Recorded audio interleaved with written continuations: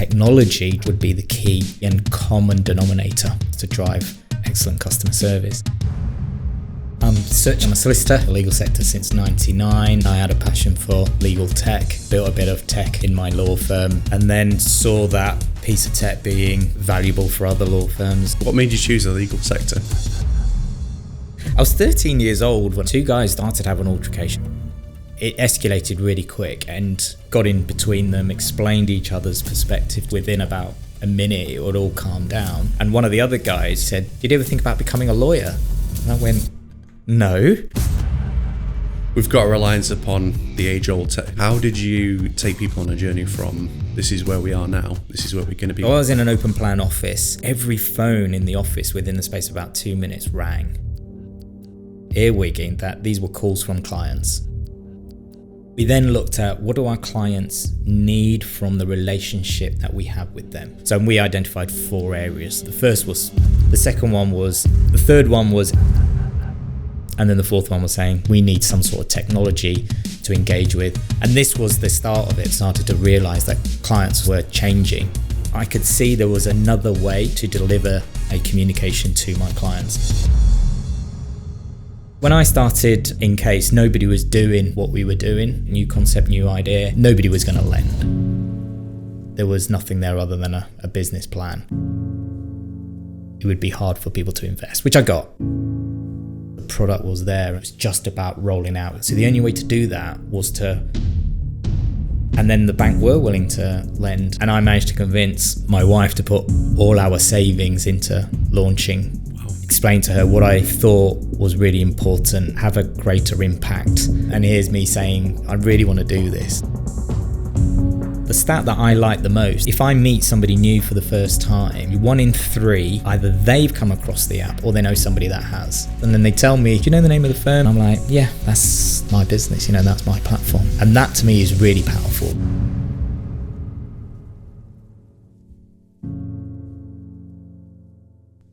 So Such, thanks for coming on the podcast. Thanks for having me, Chris. Could you give me a bit of background to, who are you? Introduce yourself. Where did everything start for you? So as you said, I'm Such. I guess by trade, I'm a solicitor. I've been in and around the legal sector since '99. Set up my own law firm in 2009, and then even then, I had a passion for legal tech. Saw an opportunity.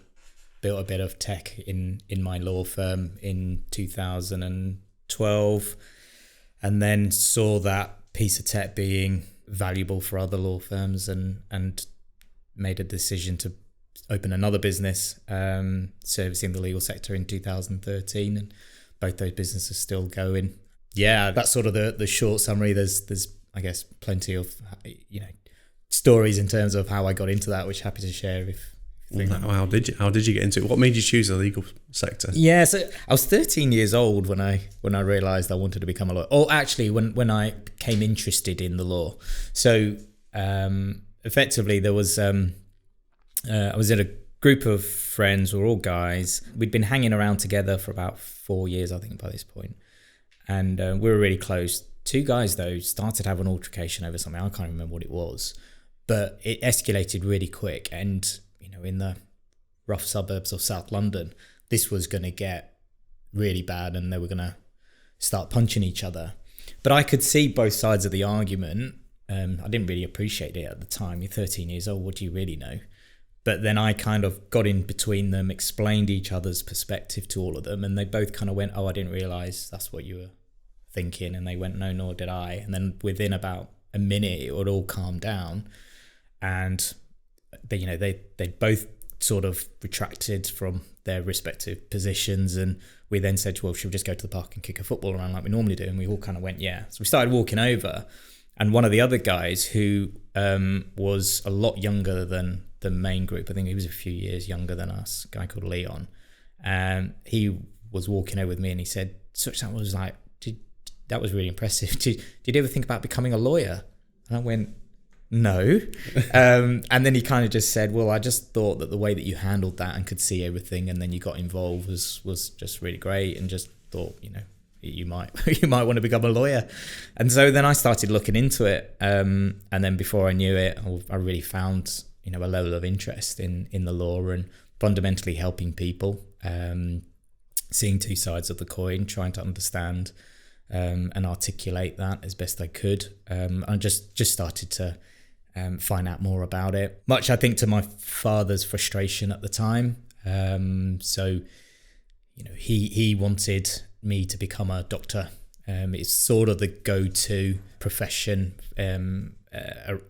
for my generation. Like, my parents, his brothers and sisters, they all drove us all as cousins to move into the medical profession. I was the first one. I was the first cousin out of the best part of 30 first cousins, come from pretty big family, my dad's side, to step outside of medical professional into corporate professional. I was the first one to do that.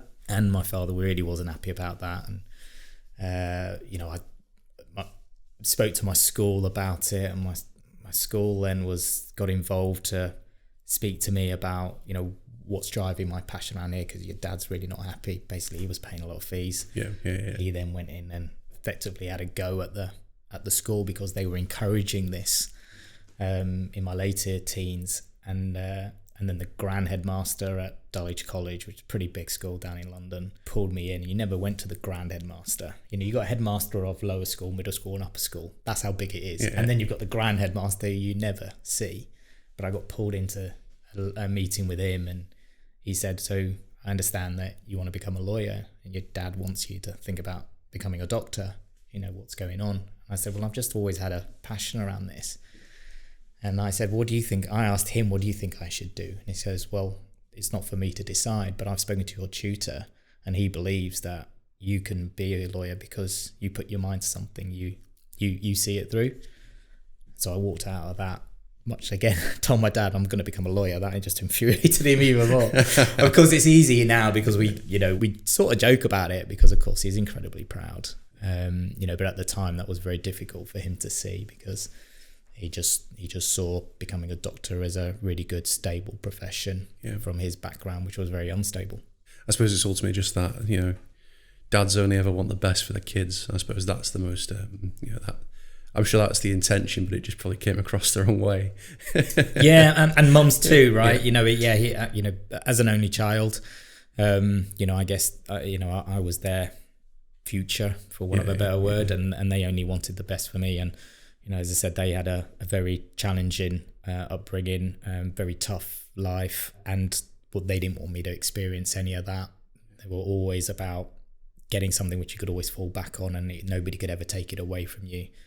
For them, becoming a doctor was the one and only route, really, as far as they saw it. For those who don't know, what does studying law look like? Is it how many years do you have to study to get into the law profession? Do you have to take a professional accreditation? How does that work? Yeah, I mean, it's very different as it is today, and there's different routes, and arguably the accessibility to becoming a lawyer is far greater than it was when I was 18 years old, which is fantastic because I think the traditional route, which is go off to uni, get a law degree, come out of your law degree, do a year of professional exams, what was back then called the legal practice course, which is still called the legal practice course, and then go and do training contract for 2 years. You're talking a 6-year journey there. Yeah. That worked, I guess, at that point in time, but today's world, I don't think it does, and there are different routes to still getting that level of status, I guess that qualification, which are far better from what it was back then, because there's absolutely nothing wrong with just getting out into industry, starting to learn your trade. The earlier you get into that, the better a lawyer you will be, because you're just starting to learn, you're just getting wiser and wiser and wiser. Whereas, I didn't start really getting wise until, midway through 3.5 years, because everything up until that point was all theory and reading big books and understanding cases and, what the background to it was and the analysis, which is great technical knowledge and, certainly gave me incredible skills, but applying those in a practical way, which is where I really excelled. As a practical lawyer, I believed a lot stronger than some of my colleagues who were academically stronger than me, because I just knew how to talk to people how to utilize those tools in a powerful way. And I suppose those assets are really important when it comes to business, to be able to, and that's probably give you a lot of transferable skills, like where you say academically strong people in an organisation might not be able to turn their hands quite so well to running a business like you've been able to. On the sort of your journey and where you are now, what would you say is that sets you apart and makes you a game changer? Yeah, it's a great question. It's a tough one to answer. I think, when I hear the word game changer, I immediately go to sport. So I love sport. Right? So, a game changer is somebody coming off the bench and literally changing the game. I guess if you were to translate that into business, a game changer is somebody that can look at what's happening right now, absorb all of that, and pivot and make a change that impacts the end result, whatever that might be. So I guess in business, if there's a certain, growth strategy, or if there's a certain way of undertaking business, then changing that, thinking differently and pivoting in a different way, I think is something akin to being a game changer. So that's how I think about it. I guess if I look at it back on me, not wanting to say that I don't know if I am a game changer, and I'll leave others to judge that, but inCase was about looking at something differently. So, in my law firm, there was a change in the way that my clients wanted to consume my legal services. And the traditional forms of communicating with clients through good old-fashioned letters, print and post, emails, telephone calls, that I could see there was another way to deliver a communication to my clients. And that fundamentally came to building a mobile application platform which allowed real-time information. So that for me was looking at what was going on. Here's the status quo. Here's how it's always been done. But is there another way to do it which takes us in a different direction, brings some added value, some different benefits? Sure, we'll bring some different challenges because there's no such thing as a perfect solution. But in the round will be a far better way of doing things. And in that example, far better way of communicating. That to me, I guess, would be akin to a game changer. I can totally understand that position. So the challenge of the status quo, it's what we see with, people who define themselves as high performers. In terms of that challenge, we've got this scenario where actually we've got a reliance upon the age-old, pre-technology, like you say, print and post, letters, calling people. How did you take people on a journey from this is where we are now, this is where we're going to be? Were you developing the application while you were working for a different firm, or did you have your own firm then? Yeah, no. So this all happened while I was running my own firm. So what happened was, it was late 2011. So I was in an open plan office with 10 other staff members. We were 2 years old at this point. And a great corner office overlooking Manchester United. It was great, really good energy, as it still is today, but it was just because it was a smaller unit, it had so much going for it. And there was a moment in time running up to Christmas where every phone in the office within the space of about 2 minutes rang, except mine. And I literally stopped what I was doing, and it became very clear to me as I was kind of earwigging that these were calls from clients, and they were asking one of three things. They were either asking about something they'd received from us but they couldn't really understand it, and what were we telling them, where were we up to with their particular matter at that point, or just a real open question: I know where we are, I know everything that I need to know, but where are we heading? So what does the future look like? These calls to me sort of indicated that we must be behind with our work, because I've never seen that before. So while these calls are ongoing, I looked at my data in the case management system to see if we'd fallen behind with our workload, and we hadn't. I thought, well, there's something else here. So when all the calls finally finished, I used to call what we called scrums at that point. So people would sort of wheel over in their chairs, or if they were further afield, come and perch their backsides on nearby desks, and they'd all come and huddle round. And I just said, I don't know if anyone knows, but we've just had every one of you have taken a call from a client. Now, I don't think we're behind with our work, but, are you? What's going on? What do you think about this?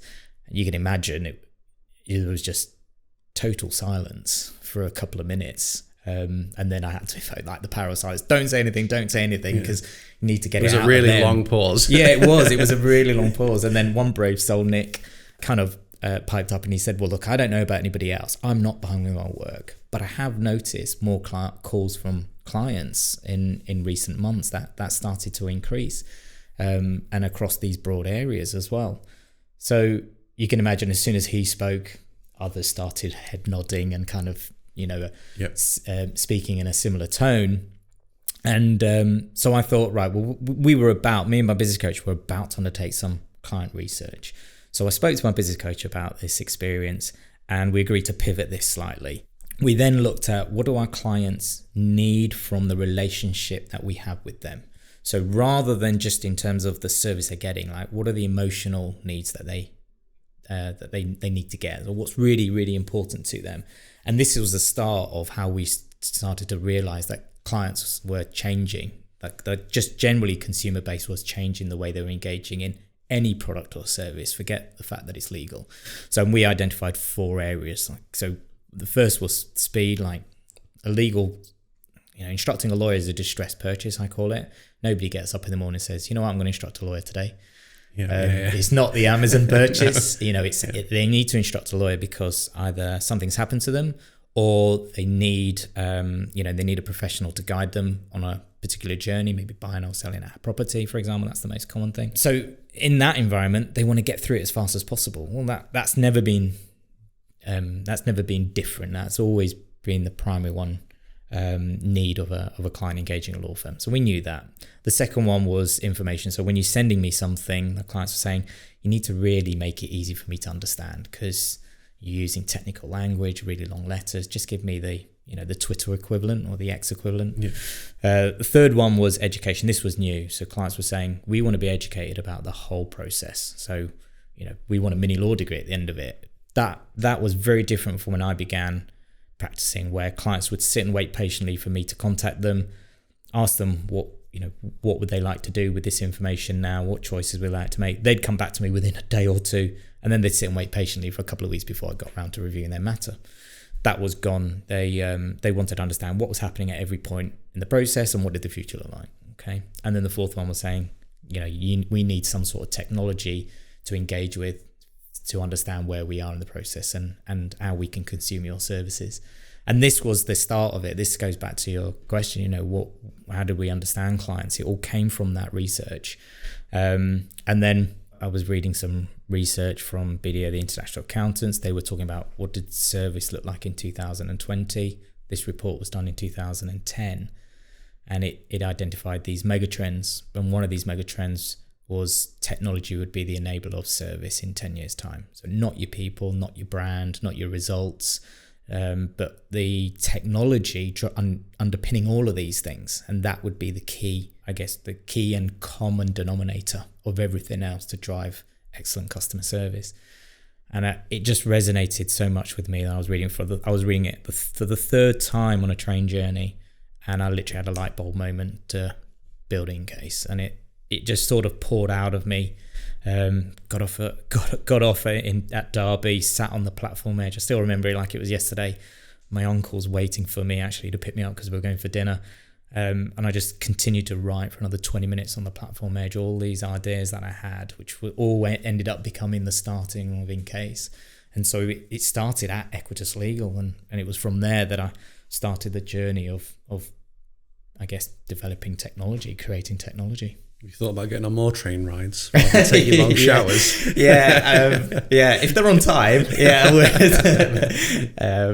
would. It was, I guess, one of those moments which may, I think if you're lucky, comes around in your life where you just reflect back to that moment, which is, what is that now, 12 years ago, and almost like a sliding doors moment. It was a real fork in the road. And one of my favourite films. Yeah, it's a great film, isn't it? I was speaking to somebody else about it, and definitely need to watch that again. Yeah, and it could have gone in one or two ways. I could totally have dismissed. I thought I wouldn't have had a notebook and pen with me, for example, because I wasn't actually going somewhere for a business meeting. I was going to see my uncle for a social thing. So there was no need for me to have my notebook, but I did. And, and so many other things could have got in the way of, that creativity. which then just happened. And I could have thought, well, no, I'll put a pin in that idea. I don't want my uncle to wait in the car park, and that's not like me. I hate being late, but something just drove me to say, no, sit on the platform edge, just get this all out, and that, things like that. Yeah. That's it. It's interesting that you can identify that inflection point very specifically, like that moment where actually this is where it began. When I talk about my story, I refer to a lift. So I went to a meeting, previous business investor, and I'm getting this lift and bumping into someone that we did some work with. Little did I know, 20 minutes later, he'd end up my business partner, and that's where it all started. Yeah. It's interesting. You get that's why. Not that. So alone, that's quite literally the elevator pitch. Yeah. Then. Well, yeah, we were chatting in the elevator, and I think he said something like, "I didn't think he was serious," and I looked at him sort of quizzically, and he go into this meeting. He's like, "Right, this investor's like, I want to start an IT business. Can we do something?" And that's where it began. I'd already had the idea for a while, but it's crazy how you can identify that. And I'm sure a lot of people can identify that pivotal moment where actually this is where it began. So inCase, I'm going through the conveyancing process, buying a property, and my firm is not using inCase. So I can relate to frustration. Yeah. It is a bottomless pit, and I'm always like, this system in terms of the whole procurement of property process in the UK is completely backwards. Why does it take so long to go from A to B?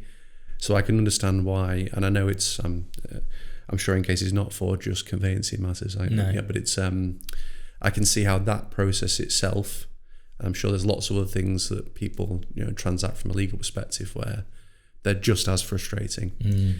My experience, and obviously someone else that's worked here has worked with a firm that uses inCase, and I've seen how slick of an operation that's been, kind of encompassing that sort of human integrated with the application, and keeping the customer service and keeping everyone up to date. And often from his experience, he was finding things out in the inCase app before he was actually finding out from the mortgage advisor or other people he's talking to.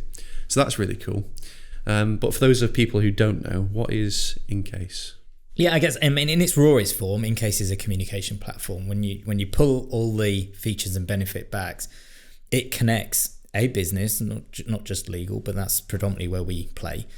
It connects a business with their customer in a more efficient and effective manner. So it just transfers the information from the business to the customer and from the customer back to the business more efficiently, more effectively, but does it in an environment, typically a mobile application, although we do have web versions, which takes the advantages of what mobile phones and tablets offer, fundamentally push notifications. The fact that you've got a mobile phone, which, as this phrase has been bandied around the world, the most expensive real estate because it's so small and there's only so much space. When you are forced to deliver really complex information in a small space, you've got to create an experience and an interface that just works. Otherwise, it just falls over. So, changing the communication path is the one thing that inCase does well. But more importantly, what it does is it forces a law firm, in our particular case, to move the content into a space and an environment which can serve that up in a better way for the end user to digest, because there's not enough space to just write an endless letter. They can send an endless letter through it, and believe it or not, people are signing retainer documents which are 10, 15 pages on their small smartphone. But there's other reasons why they do that, not just because they can zoom in and read it, but there are other things related to security, trust, all those other bits and pieces, all those added value benefits that inCase brings, which really helps empower the end user and the law firm to connect better. So, we try to respect and recognize that we actually have two clients. We have the law firm that actually invests in inCase and fundamentally pays for it, but we have a client in the shadows, which is the law firm's client, actually, because they're the end user.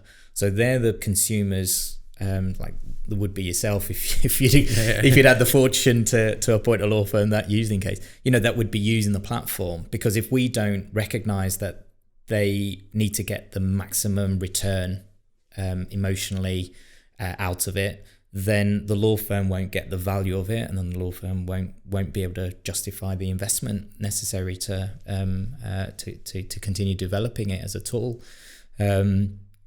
So recognizing that really drives us to make sure that we're constantly thinking about how can this evolve, how can this be better tomorrow than it was today and than it was yesterday. So winding back to the early days, what were some of so you've got this design and built this product. What were some of the early wins and promising signs that you identified? Yeah, so there's a feature in it which still exists actually, which I was really passionate about, which every message that goes out, and so this was in version 1. What version are we on now? It depends depends how you class versions. I think we're 3 point something. The thing is, we release like every week or sometimes so twice a week. A lot more actual releases later. Yeah, but I think in terms of the core, what it looks and feels like, we're kind of into the third version where we've kind of like really overhauled it, and changed the user journey, the user experience, because of what we've learned from end users over time.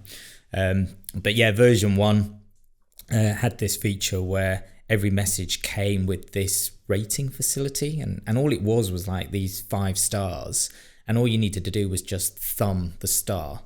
And my thinking behind this at the time was, so my firm would get feedback on service at 3 milestone points, straight after they'd signed our retain letter, halfway through the case, and then right at the end. But even after a couple of years, we were getting the same information back because we were testing the client in the same point of the journey. So we weren't getting anything new. So great initially, but then we were only using it as a sense check that we were on target. I suppose the other thing is like when you're in part of that journey, that feedback can relate to the party. So if there is a problem and it's the middle of that process, you're not going to know actually the client was dissatisfied at the earlier point. Right. Yeah, exactly. That was the whole point, because we were only getting it at certain milestones. Whereas I wanted to know what my clients thought about me every day. I'm really, quite passionate about service. And this was going to be a tool to do that. And it gave us such incredible intelligence back, because we weren't asking for, commentary. We weren't asking for your reasons. We were just asking, how do you feel about this message? How do you just feel right now? And very quickly we started to capture data around that particular feature, which empowered us to get on the front foot with clients.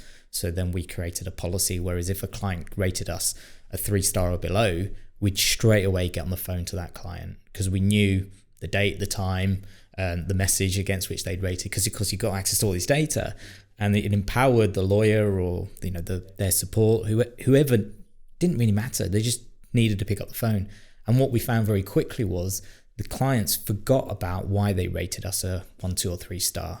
They just loved the fact that we picked up the phone and reacted to them, because that doesn't happen. I don't think it happens enough now. When you post something negative review, people do say, active people, whether it be on Trustpilot or Google Reviews, they will respond back and they'll say things, but I think they're doing that for a public image as much as serving the customer. They want the public to know that poor review is being dealt with because there's brand reputation. Yeah, I get that, and that is definitely the right thing to do. But I didn't care about brand. I just cared about my client, and still do. So I just wanted to know what's up. And all of a sudden, we started to connect with our clients in a different way. Again, you've got to remember it's a distressed purchase, so people are in a tough space. And we just started to build trust between us and our client base even higher and higher and higher. And we just started to see that win come through, and engagement went through the roof as a result of it. People were, really happy that they could see real-time information, see where they were in the journey, see what the future might look like in it.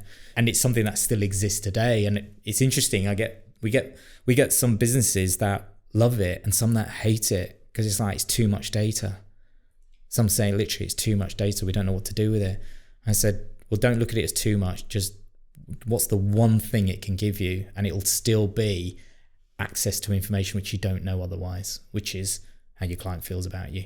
And then you decide what you want to do with it. It's interesting to hear like that some firms just think, well, that's too much to deal with. And interestingly, like, do you think that inCase enables like repeatability in terms of like delivering more, and I don't know if this is necessarily a thing in the legal sector, but more revenue per client lifetime? Like, is it that higher satisfaction, that clearer communication, does that typically lead to higher customer lifetime value? Yeah, I mean, it's hard for us to track that because, of course, that's the individual law firms. But it won't take you long if you find a law firm that is using inCase, that the Trustpilot reviews will mention the app. It's the one common thing. And actually, one thing we're really proud of, because we do track this, we look at the average review rating of firms pre-inCase, and then when they take inCase, we assess it later. That's a great piece of data. And it's always gone up. Yeah. That's a sales tool right there. Yeah, it's always gone up, and that's fantastic for the firm. That's fantastic for us. But then what I think is really valuable is the firms not just moving their own service levels up. They are connecting with their clients in an environment where they will either refer and become champions and ambassadors and say, you've got to use this firm, or if they coming back, they'll come back to them and only use them. And again, firms that are really good at, once they've got through the low-hanging fruit of inCase. I mean, inCase is quite a expansive product. It can be used in so many different ways. The core is communicating, but what you can do with it is so expansive.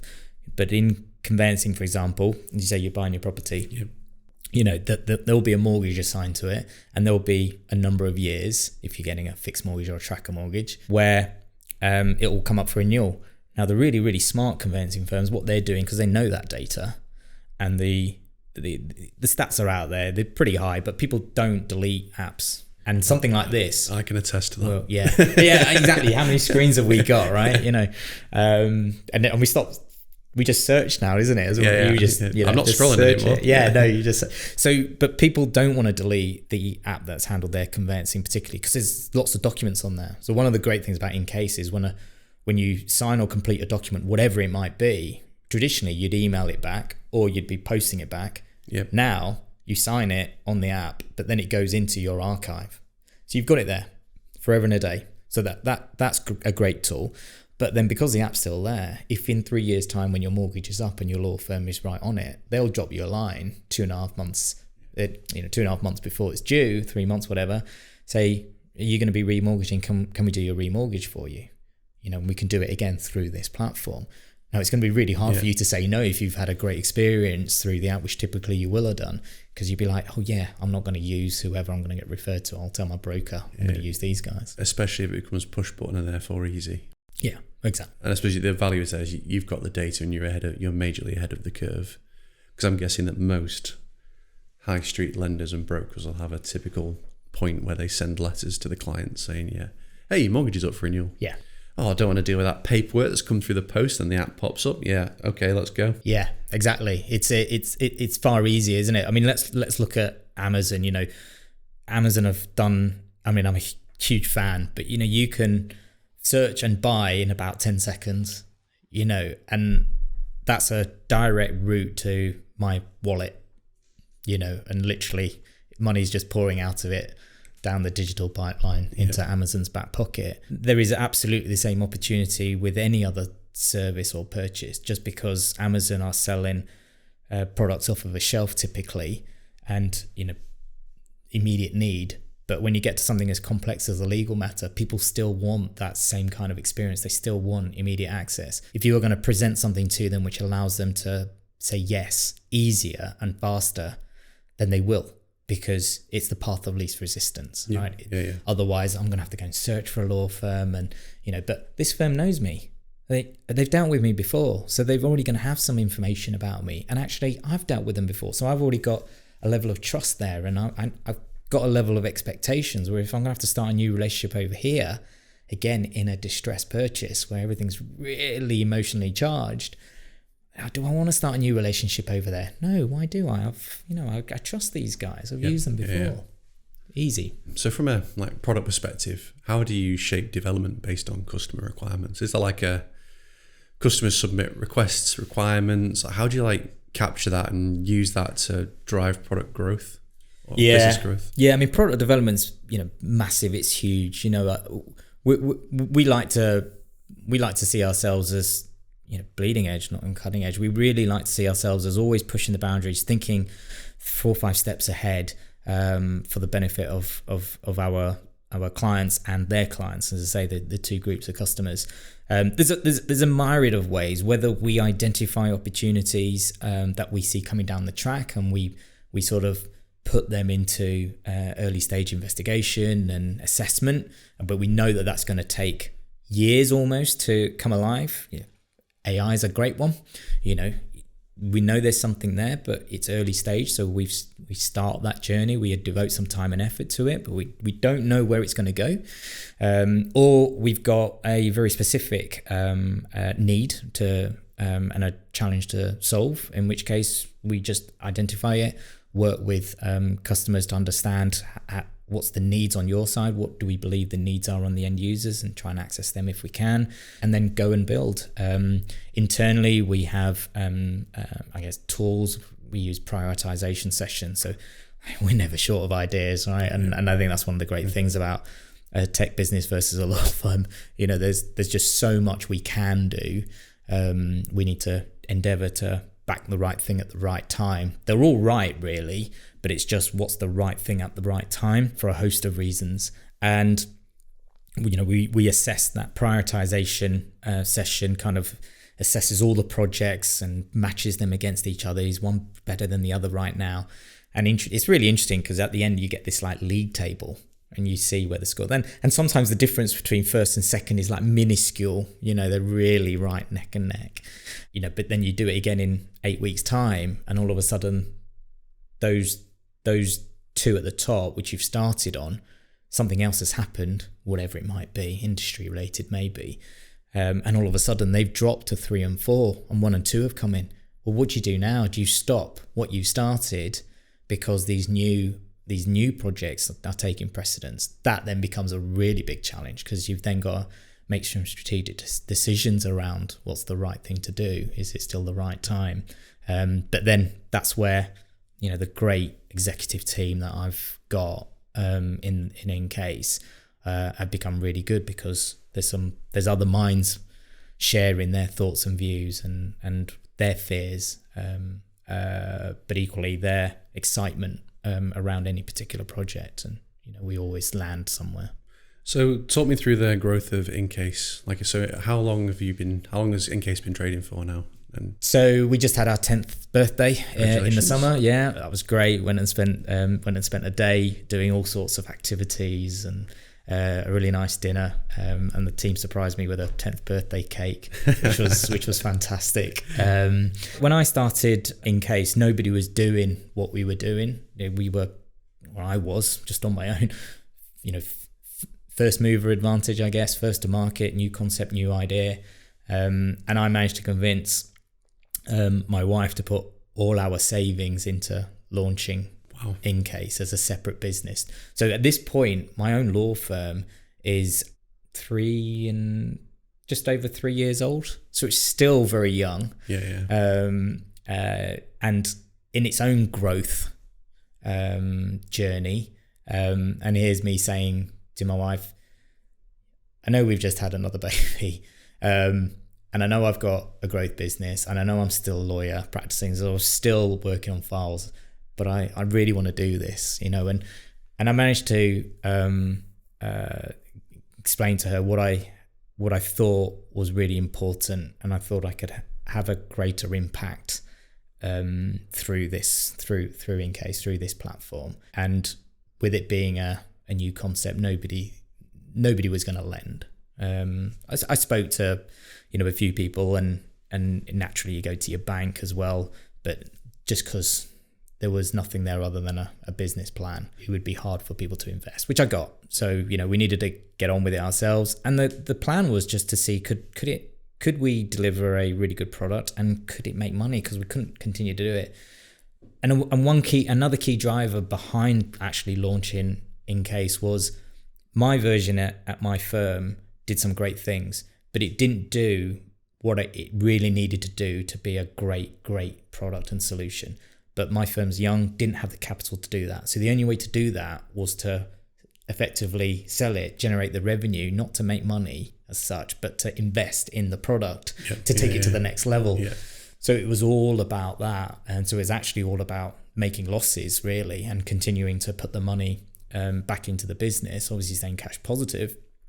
But then by the end of year 3, go through that classic J curve and make a bit of cash. And at the end of 3 years, it made 60 grand profit, nice. Which was great. And that then gave me the impetus to build a new business plan. And by this point, I'd proved the model. Some other competitors started to enter the market, which was great, really healthy. I like the fact that we have competitors. It keeps us on their toes and brings credibility to the offering as a whole.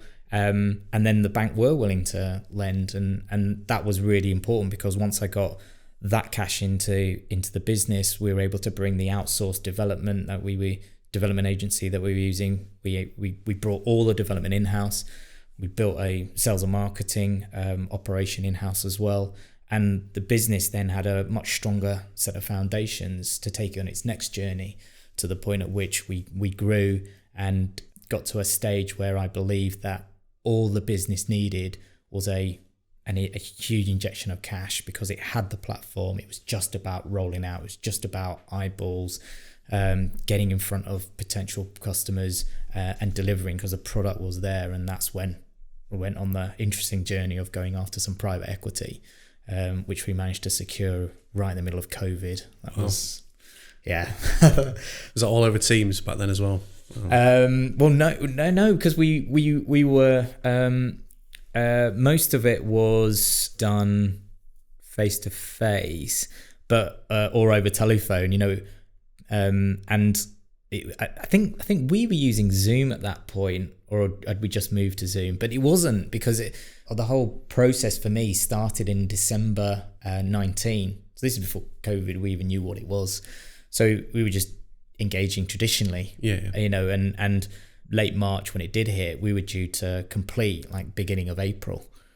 But you can imagine that hit and everything just went on pause. And I didn't hear for 2 days from our investors. But fortunately, they came back really quick. Apologised, actually, which I don't know, they need to apologise. I know the world's just been turned upside down. Yeah. We said, we still want to do this. We've stopped everything else except yours. But now we're going to go back through yours again and do all the DD again. And we're going to, oh, great, put a host of people in on it. Yeah. And I was like, oh my God. Yeah. But we managed to get it away, 9th of May, I think it was, later that year. But yeah, that's when then everything went online. But again, we were already ready for that, I guess. I think they found it harder. Advisors found it a little bit. Our lawyers found it harder, signing the documents digitally. And I was literally going, you do know that my platform can do this, but this solution is a nightmare. I mean, it took everyone the best part of about 7 hours to sign documents. Not read them, it's just sign it, because it was failing here, there, and everywhere. People couldn't witness it at the same time. It was a nightmare. Yeah, because I think a lot of that stuff relaxed probably, I imagine, during COVID. Because I've seen a shift with that. And I know there are, and I don't know exact term, I know there's certain things that you have to wet sign still, even in this day. Yeah. But it's created a massive shift. Like I just said yesterday, actually, we had a face-to-face meeting, which we don't have that many of anymore. And I feel that's a little bit of a shame in some respects. Yeah. Because that's a little bit of the magic sometimes. That's how you get deals done and get to know people more than just, a face bobbing around on a camera on Teams on a walking treadmill or whatever. I totally agree. I mean, the one thing that I think I probably missed the most post-COVID is the amount of, face-to-face physical interaction with people, because it is far easier and far more accepted now to jump on a Teams or a Zoom call.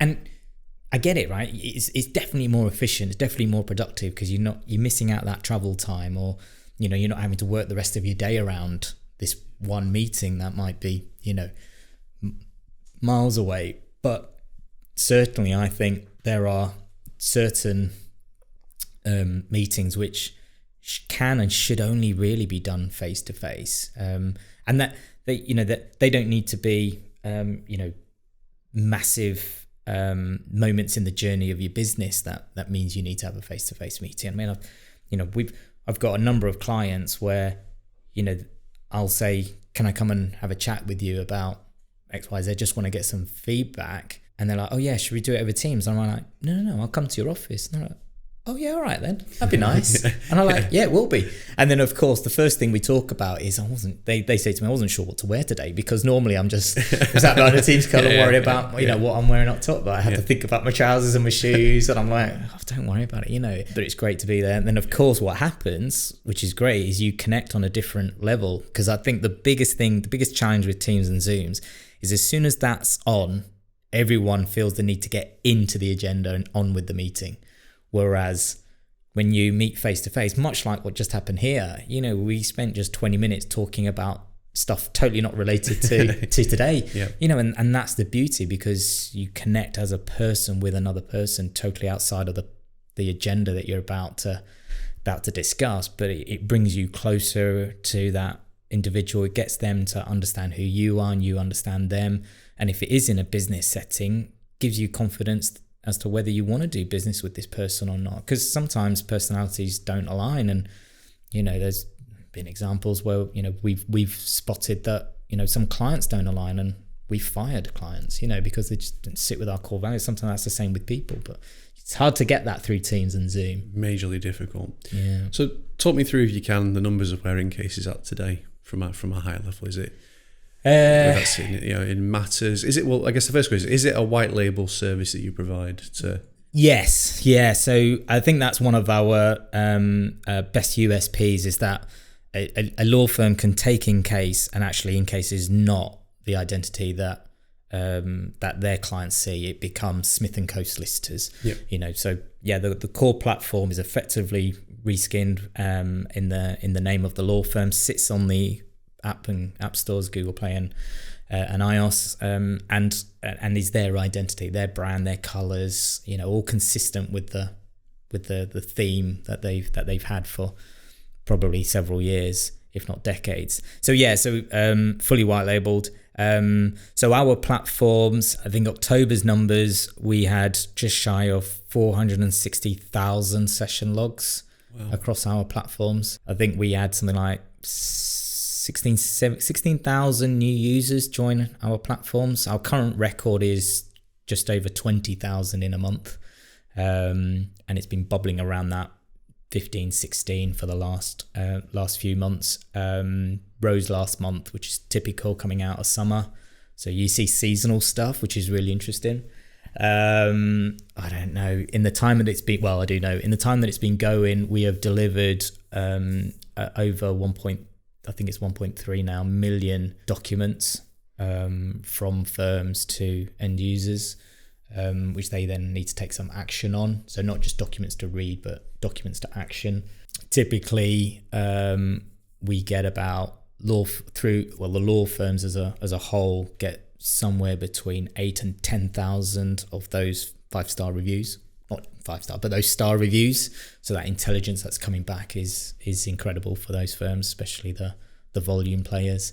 So yeah, it's and what I think that those are stats which come off of a spreadsheet, right? Really, really easily trackable. But the stat that I like the most is that if I meet somebody new for the first time, and then we naturally talk, especially in the business setting, and we talk about what each other does, it's probably every 1 in 3 meetings where either they've come across the app or they know somebody that has. And that to me is really powerful, because that's demonstrating that inCase is now having a profound impact on people's lives. And they only ever say good things about it, which is even better. But the fact that it's coming out and I'm meeting people for the first time and they're, oh yeah, I've heard of this app that does this. And then they tell me, do you know the name of the firm? If it was them or they describe what they heard. And I'm like, yeah, that's my business. That's my platform. Oh my God, and that makes me feel really warm and fuzzy. And of course we got customers. Our clients are all here in the UK, some in Ireland, but the end users are global. people are accessing it all around the world, which is, why you're seeing activity 24 hours, 7 days a week. That's cool. Yeah. Do you have any did you celebrate any of those wins? Like in terms of do you have any dashboards or like showing that sort of stuff? Like internally your team must be behind, I'm sure, a number of goals. And how does, do you celebrate the small wins or? I'm a huge believer in celebrating everything. No matter what the size of the win is, it's sort of a win's a win. So I try to profess to my team, take that win, really enjoy it, really celebrate it. In my own head, it's like, well, what's the next win? What's the next thing? And I don't know I do know, because I speak to other colleagues like yourself, where it is once that's done, great, amazing. But what's the next thing? What's the next target? And in a growth business, certainly like inCase and an aggressive growth business, those targets I talked about, those session numbers, or those new users. There was a point, I think, last year where we were breaking the records every single month, and even the team were like, "Yeah, no surprise." So it no longer became exciting or necessarily worth celebrating. The metric changed. Well, we increased by 10%. Can we increase by 20%? Because we know we're going to increase. Let's just sort of shift the perspective of the goal. And that for me then becomes more exciting. It's like, oh, that's amazing. We've done that. Yeah. And it is really important to celebrate. I think it's great to reinforce successes, great for the team.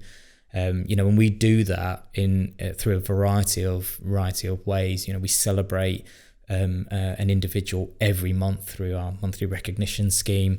There's all sorts of opportunities where you can celebrate success, not just as a business, but as a team or as an individual. And they're really important from a cultural point of view. People want to know that they're appreciated. People want to know that they're making a difference and how their impact in the business is impacting the whole business. That's really important as well. I love having a good time. I really enjoy, doing activities, whatever they might be. I'm quite competitive, but I don't let it get ahead of me. But I enjoy connecting with my people, and whether it be over a beer or over a dinner or over a sandwich or over the pool table, whatever it might be. I like having those conversations and connecting, and then celebrating at the same time about what's going really well. That's something I like to try and find out. The small wins are so important, because the micro focus on that big picture.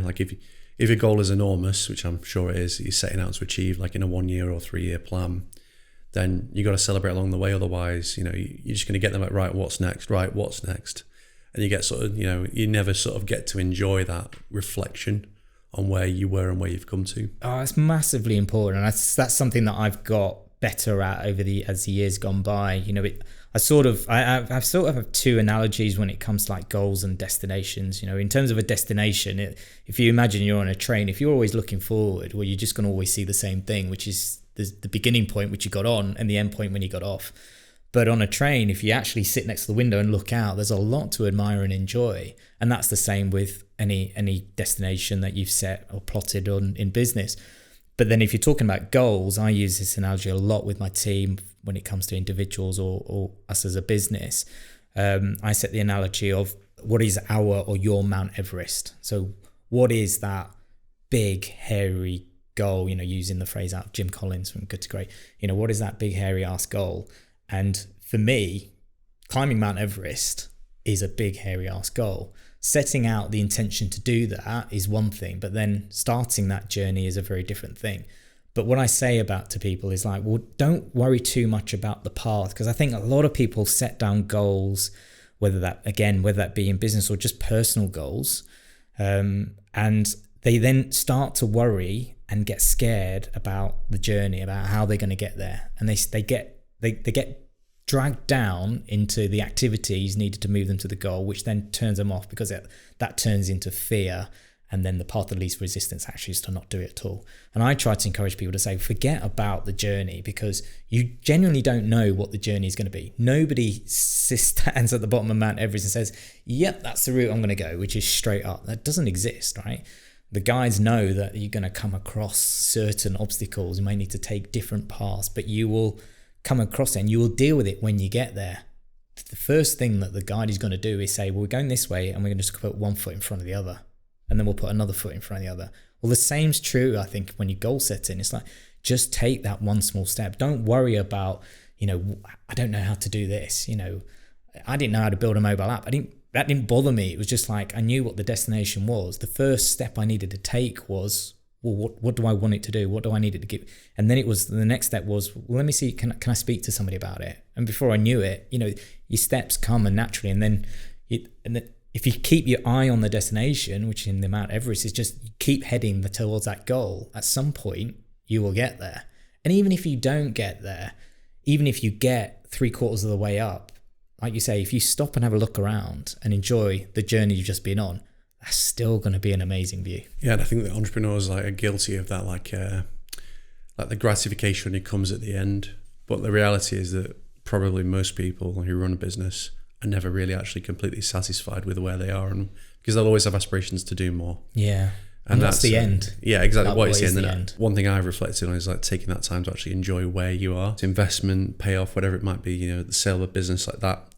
Can't all wait for that, because you can't put your life on stop around that particular end goal. No. So we talked briefly around like law firms and that concept of many firms being stuck in the past. But I suppose recently we have seen, because firms have been forced to, modernisation.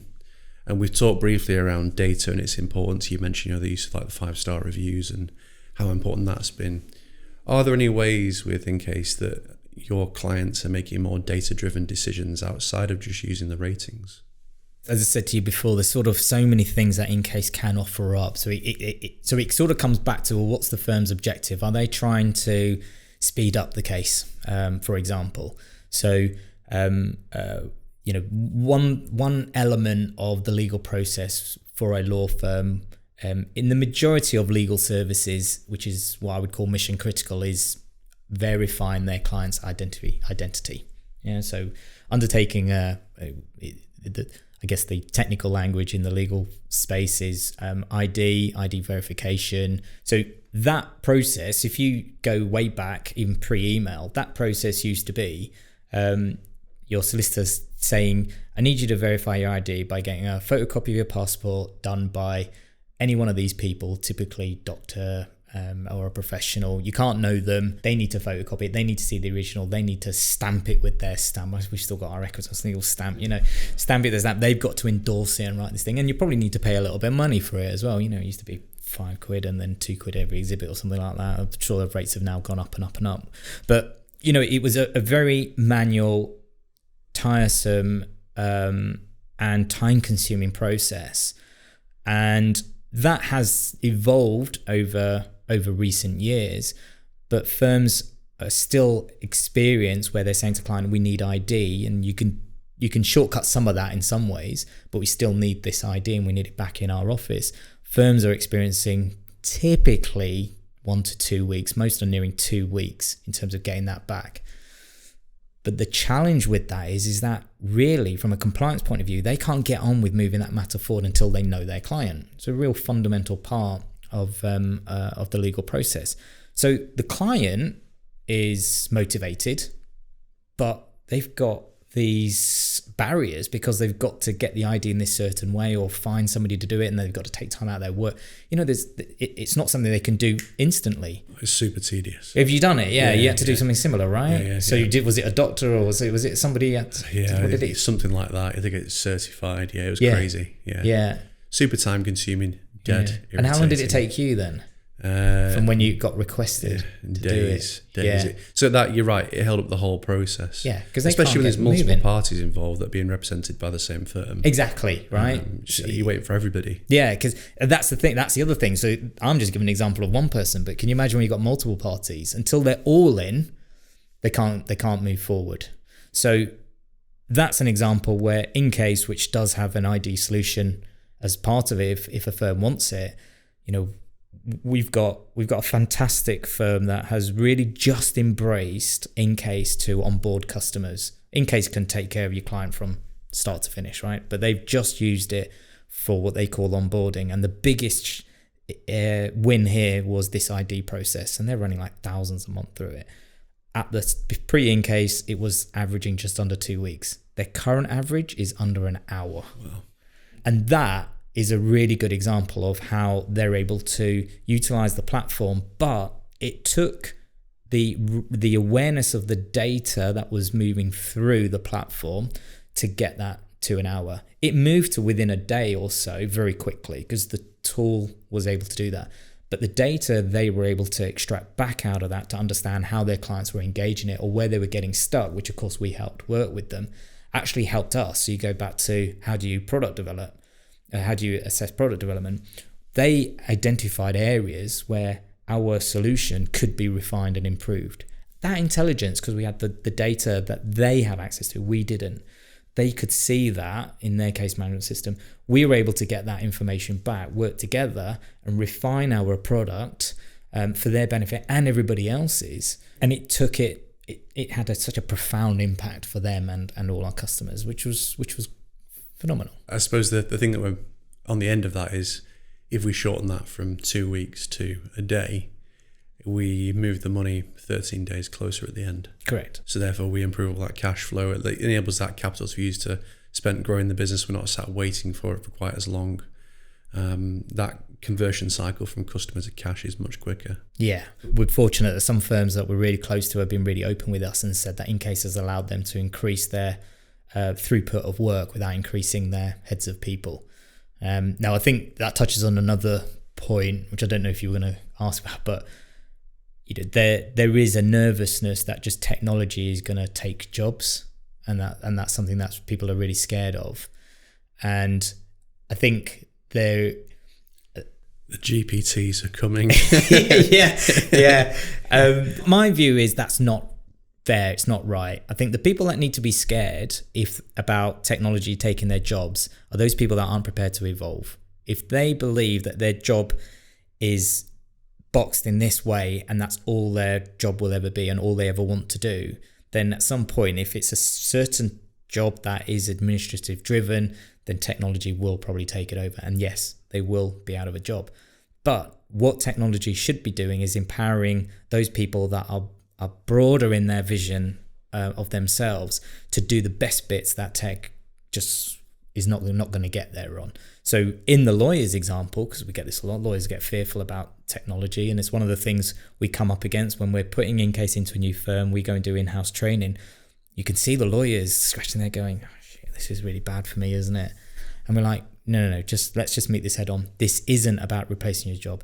This is about taking away the administrative burden from you through automation, connecting you closely with your client so you can do what you do best, which is being a lawyer and being on the phone to your client when they just need a phone call. Because technology can't replace that. Sometimes they need to, we talked about seeing each other face to face, right? Yeah. Sometimes they just need to hear your voice. They need you to say, it's going to be all right. I do this for a living. I'm seeing it before. Don't worry. And they can just go, okay, thank you for the call. I can relate to this. So I think recently, I can't remember exactly what it was. And now it's not exactly the same concept. I'd bought something and I needed to return it. In fact, it was actually Sports Direct. And I wanted to return something and I got put onto a chatbot. And this chatbot, no matter what I said, could not interpret that I wanted to return a product. In fact, I think it was actually that I'd ordered something and I wanted to cancel it straight away. I didn't want it to be delivered. Could this chatbot do it? No. And I thought, well, I'll try and find someone to talk to. Can I find anyone to talk to? No. So that was super frustrating because it's over-reliance upon automation, and the automation wasn't even that good. So I can understand where like that human validated piece is so important, and people who think, well, my job's going to go, actually, well, no, a lot of that the sort of the administrative function jobs, probably will die out in many respects because that stuff can be automated. There's no need to have people doing that anymore. But you're right, that frees up time for the bit that actually matters. That I'm your trusted advisor, I'm your trusted partner, I'm going to take care of this, just you can rely on me and I'm available. That human touch, which I think so many people just forget that even with AI, we're not going to put complete reliance upon technology, which never will. No. Because it can only imitate, it can't create. And that's the advantage that we've always got as humans that power the AI. Yeah. I think I do see a world where there'll be crazy jobs like prompt engineers. And you'll be the person that drives the AI or manipulates the AI to get the most. But I guess in many respects, that's really no different than the current administrative function operating software to deliver an outcome for a customer. So yeah, it's there's a lot of people worried about AI, but I think we're perhaps at an inflection point where there's been a lot of buzz around AI, and we're now starting to get into some of the detail of how can it actually be used. And I think a lot of the clever stuff on data is like how do you interpret that data and use it to get the most out of it? That's the thing that I see as like the most interesting bit from like my interests. If you've got all that information about, you're a taxi company and you people use you all the time to book taxis, and you be able to learn like your routine customers, when do they book taxis, be able to text them in advance and say, hey, I know you're going to book a taxi at this time. Do you want to just book it now? Do you want to reserve it for later? Yeah. That's probably where there's like all the smart stuff to do. Yeah. And that stops a human having to, that person's, like you were saying, like making it easy in the app. All that ease of customer use is what that enables. Yeah. And, I sort of agree with you around AI. There's I think there's a rush to apply AI now. For me in the legal space, I believe it's just a case of sitting on the touchline and just waiting. I don't think there needs to be a rush to understand what AI will do or implement it. I think AI needs to sort of find its own feet, and everyone needs to sort of start to think about how it could be used. But I personally think there is great value in just waiting a little bit longer to see where will AI work in other environments, which then you can just replicate the use case into legal. And probably the only reason, because this is me being a lawyer again, I think as a lawyer, right, I'm trained to be risk averse. I think I'm slightly unique, although I've definitely got other colleagues who are lawyers that are in the same vein as me, which is I don't have a problem in taking business risks or building up a tech platform. Most lawyers are really risk averse. The same will apply to the likes of AI. There is going to be an adoption curve which is a lot later than most other sectors. It's well known that the legal space is way behind times generally when it comes to adopting anything new, and that's because we are trained to be risk averse and take the least path of the resistance, because that's what we advise our clients to do. So then we just bake that into our psychology and action. So I think that's what will happen inevitably with AI, but I don't think that's a bad thing in this example in the legal space, because there are obligations from a regulatory standpoint, some of which are criminal if you get it wrong. So you've got to be super careful about how you implement AI, because the consequences, should you get it wrong, can be quite disastrous. And some depending upon how you utilize AI, it could be, once it's in, it's almost really hard to get out, and the only way would then just be to close everything down, or you're sort of into real disaster scenarios. Yeah, we're Terminator Judgment Day. Right? quite literally. So, but there's no doubt it will have opportunities. As I alluded to, we're thinking about, we're starting to consider, what is it, but we're not saying here we're going to release something next week, next month, next year. Yeah. Far from it. But there's more to come from AI, and I don't think we all quite know what that is yet. Yeah, no, I completely agree. It's very, very early days. Yeah. Skynet is on the horizon. yeah. So this is from our previous guest. Yeah. Considering your business, which can be broadly viewed through the lens of changing the nature of relationships from human to human to technology, how are you going to ensure that the human side is maintained, i.e. keeping that human personal aspect? Great question. Great question. So inCase connects to people digitally, right? So sort of removes the human face-to-face connectivity, even though it might be going through a platform and just being keyed. inCase actually has a tool within it which allows video conferencing, actually. So the lawyer can connect with their client through the platform and see and speak to them should they want to. Sort of touched on it before, technology is a great tool to support a relationship. It should complement the relationship, not replace it. Just technology in general, and inCase is no different. So I think that, how do I ensure that?